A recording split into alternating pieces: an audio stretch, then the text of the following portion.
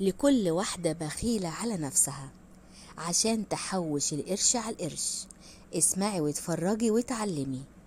كنت قاعدة أنا وصاحبتي في قعدة روقان، قامت حكيت لي حكاية جنان، وقالت لي على رأي المثل اللي قال: كدي يا ام عباس وعامل لك القبر نحاس. قلت يا سلام، باين عليها حكاية عاوزة فنجان قهوة أو كوباية شاي. بصي يا ست البنات، يا ست الكل، يا بنت الحلال. كان في واحدة اسمها عنايات، عندها 5 أولاد وكبيرهم اسمه عباس، عايشة في فقر سنين وسنين علشان بس تحوش في القرشين، تقدح وتكدح وتوفر عشان راجلها يقدر. وفي يوم من الأيام دخلت عليها جارتها إنعام.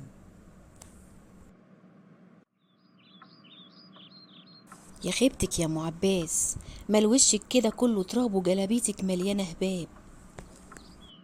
وايه يعني يا اختي يا انعام، ده الراجل ما يهموش الهندام، ده حتى وعدني وقال لي: كدي يا ام عباس واعمل لك القبر نحاس. وانتي صدقتيه؟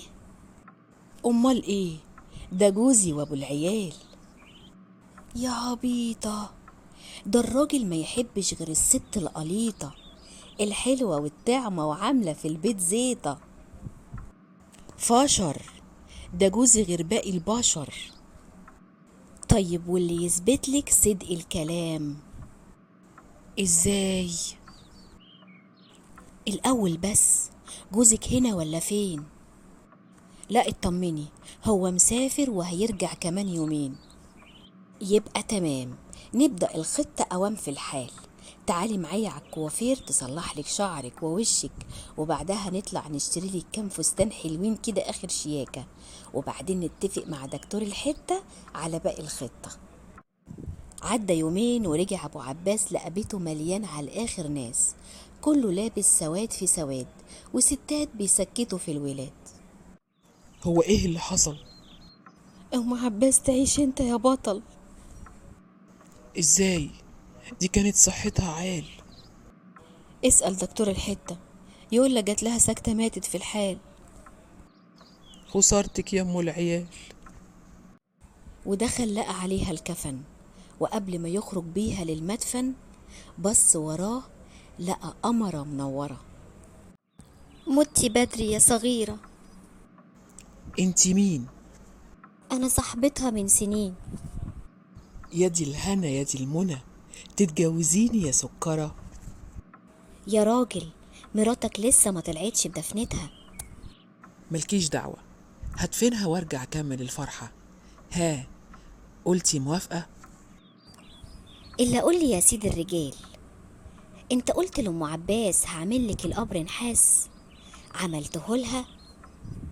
اعمل لمين نحاس؟